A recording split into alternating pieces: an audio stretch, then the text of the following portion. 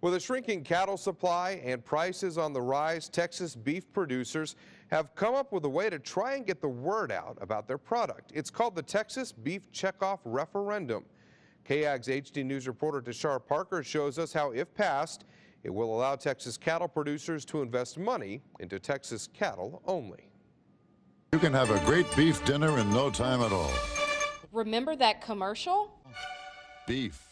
It's what's for dinner. Well, the beef industry is finding itself in a bit of a bind. It's facing historic lows and pushing for a Texas beef checkoff next week to help raise money to market Texas cattle. Well, this is a really historic time in our beef industry, and not just the national beef industry, but our Texas beef industry.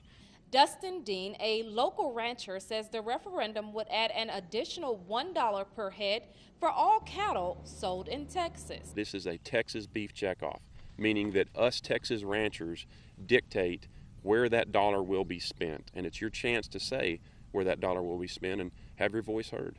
Dustin says the additional funds will allow the Beef Promotion and Research Council to educate and correct myths about the cattle industry. Now, it's important that we emphasize that this is not at all a tax, and every dollar that you put in, you can easily get back, meaning that all money cattle producers put in is fully refundable. Ron Gill from Texas A&M AgriLife Extension remains neutral on the checkoff, but says there's definitely a need for the additional cash. Well, we're looking at ways to fund educational programs about beef production, beef safety, trying to look at ways we can improve the quality of the meat we produce in Texas. And even if the vote doesn't pass next week, Dustin says the industry will go on. One thing this beef industry has going for it is that we're survivors. We're going to continue to survive. Never giving up hope on the rancher's way of life.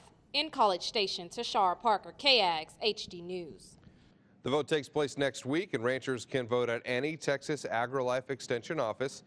Eligible voters must have owned cattle between June 6, 2013 and June 6, 2014.